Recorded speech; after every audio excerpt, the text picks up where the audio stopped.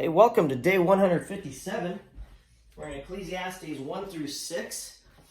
And a lot of great stuff in Ecclesiastes, and I want to get at it. I want to start with the bad, and then I want to start with the good. It seems like every time we read something in Ecclesiastes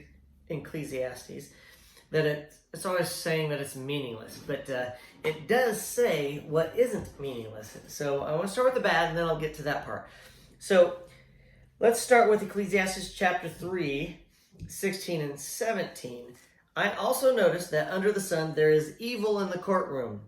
Yes, even the courts of law are corrupt. I said to myself, in due season, God will judge everyone, both good and bad, for all their deeds. So if you notice what's been happening in your world, and you can pick any year that you're watching this. If you're watching it this year, there's some horrible things going on.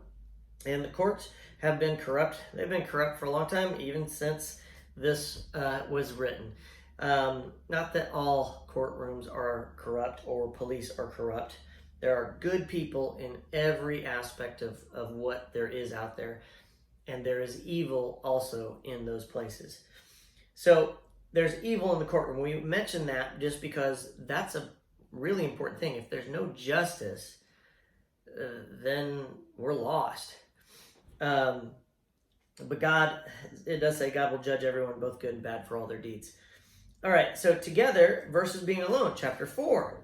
Here's something good, verses 9 through 12. Two people are better off than one, for they can help each other succeed. If one person falls, the other can reach out and help. But someone who falls alone is in real trouble. Likewise, two people lying close together can keep each other warm, but how can one be warm alone? A person standing alone can be attacked and defeated, but two can stand back to back and conquer. Three are even better, for a triple braided cord is not easily broken. So that's why marriage is such a wonderful thing, because you have a triple braided cord. You have the man, the wife, and you have Christ as the third. So wherever there are two, there is Christ. So marriage is a wonderful thing. Being alone is a terrible thing. Being too busy, chapter 5, verse 3. Too much activity gives you restless dreams. Too many words make you a fool. That's why we try not to say too much. I try not to say too much when I read this stuff, and it is what it is. It says what it says. And when we get into the prophecies, I'll say a little bit more. But I want to talk mostly about the activity. And in Daniel, in the prophecies, we talk about people running to and fro, traveling here and there, communication just rampant. Think about where we are. Every year, it gets more and more increasingly, almost at an exponential rate. If you look at our computer systems, those are definitely at exponential rates. So too busy. We are very busy. The second we are idle, we pick up our phones and start looking at them. We are too busy. Our minds are racing. And that's what they're trying to say here. It gives you restless dreams. So this has nothing to do of sexism. Women have a hard time shutting things off. Guys, I could be looking over here at my bookshelf and totally forget that I'm being videotaped. Women have a hard time shutting things off. And women who are busy, they are restless. And they have restless thoughts at night and can't shut it off. And guys don't understand how to deal with that. So it's extremely important to try to keep the busyness down, just to help you out. Okay, chapter 5, verse 10 and 11. Money doesn't bring happiness. You keep working to try to get more wealth. Those who love money will never have enough. We talked about this the other day. You can never have enough of anything. How meaningless to think that wealth brings true happiness. The more you have, the more people come to help you spend it. So what good is health? What good is wealth, except perhaps to watch it slip through your fingers? There's nothing wrong with working hard, earning a living, and spending on things that you want. But we also have to remember, it's never going to be enough. We need to be satisfied in us. We're going to get to that. Stop dreaming about what you don't have. Chapter 6, verse 9. Enjoy what you have rather than desiring what you don't have. Just dreaming about nice things is meaningless, like chasing the wind. We hear that throughout the whole 6 chapters that we've read so far, that it's meaningless, like chasing the wind. There's nothing wrong with desiring something, nothing wrong with thinking about something you might want.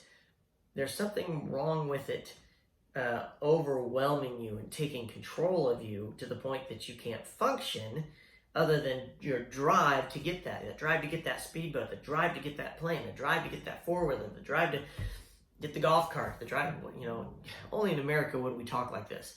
The drive, don't let that your dreams become your drive. Nothing wrong with buying any of those things. Don't let the dreams overtake you. And destiny being predetermined. I love it when I come across something that is talked about in culture. There's no fate but what we make. That was in the movie Terminator. It's funny to hear that. And then you read this in the Bible. Chapter 6, verse 10. Everything has already been decided. Okay? Put that on your list of God's descriptions and understandings. We already know that your life every day of your life has been written down in a book that God has before the earth began. So here we have, everything has already been decided. Of course it has been. It was known long ago what each person would be. So there's no use arguing with God about your destiny. So enjoy where you're going. Enjoy what you're doing. If you don't like what you're doing, change it. And you say, well, you just said you can't do that. No. This is saying get to where God wants you to be. You can change your job. You can quit and go do something else. Get a job first, then quit. Maybe there's something you can't control. Find satisfaction in something that you have. Okay? And get to that point where you're making God happy. Be satisfied. Now, let's talk about the good stuff here. I want to go back to, we're going to do a few different things here. Enjoy food, drink, and work. I love that part of it. In the Bible, it says, eat, drink, and be merry is a sin. And what they're talking about is people who aren't working. In this part, it talks about eating food and drink and work. Ecclesiastes 2:24. So I decided there's nothing better than to enjoy food and drink and to find satisfaction in work. Then I realized that these pleasures are from the hand of God. For who can eat and enjoy anything apart from him? Eat and drink, be merry, enjoy the fruits of your labor. Give the first fruits to God, enjoy what's left over, be satisfied with that, and work for it. And work because it's pleasing to God, and God is pleased with you. Let's move on. Chapter 3, verses 12 and 13. So I concluded there's nothing better than to be happy and enjoy ourselves as long as we can. And people should eat and drink and enjoy the fruits of their labor, for these are gifts from God. Chapter 3, verse 22. So I saw that there is nothing better for people than to be happy in their work. That is our lot in life, and no one can bring us back to see what happens after we die. So be happy in your work and the fruits that come from it, and eat and drink and be happy with what you have. Earn it is basically what it's saying. Don't sit on your hands. Chapter 5, 18 through 20, and this will be it. Even so, I have noticed one thing, at least that is good.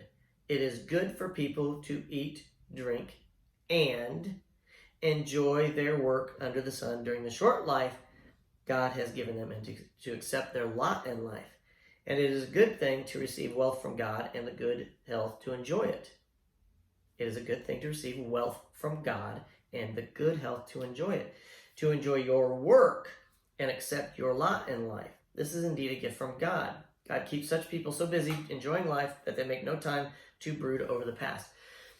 I'm a teacher, and I fight with this all the time, that teachers are the scapegoats, and it just seems like we're not accepted by the community. We're not admired, and that's not true. I have parents that give me gifts once in a while. I have administrators that acknowledge the good things that I do. I have kids that come back and say wonderful things. And, we don't get paid very much, and I'm not complaining. I knew it going into it, and every teacher knew it going into it. Stop complaining about your pay. We can ask for more, But don't complain about it. You knew what you were getting into.